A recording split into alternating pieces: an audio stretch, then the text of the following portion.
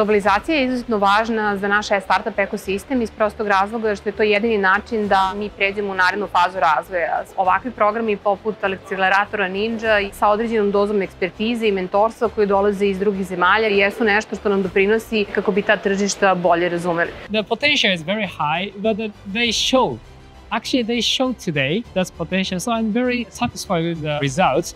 Ninja nas je naterala da uradimo ozbiljan research tržišta jugoistočne Azije, gde smo identifikovali da i u Japanu i u Singapuru postoji jako veliki potencijal. Kroz Ninja akcelerator startupi smo imali prilike da rade sa svojim mentorima, a to su iskusni ljudi sa značajnim poslovnim iskustvom u različitim tržištima u Aziji. Bili su intenzivne radionice 3 meseca, daleko je odavde Azija, ali sad su dobili prvi put uvid. To je ogromno tržište i veliki potencijal za nas. Pored sjajnih edukacija, najveća vrednost definitivno su bili kontakti koje smo ostvarili sa japanskim partnerima, a pre svega jako dobar mentoring. Sa strane Ninja tima to je sve izgledalo fenomenalno. Dobili smo stvarno odlične povratne informacije u vezi tehnologije kojom se bavimo, onoga što smo napravili. Nadamo se najboljim i deluje da će biti uspeha.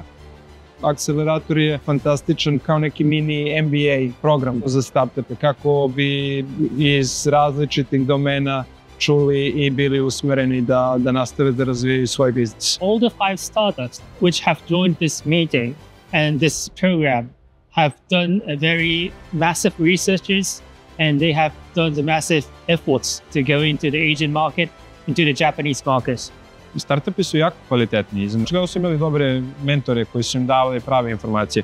Ima tu vrednosti, ima tu znanja koje može da se ponudi i čak i na neprednim nacijama koje su tu. Jer tehnologija služi kao velika odskočna daska za pogotovo male ekosisteme kao što smo mi.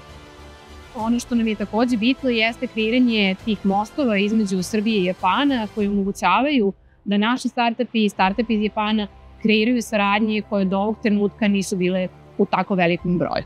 We hope to continue this kind of cooperation between two countries. So thank you for everything. Thank you.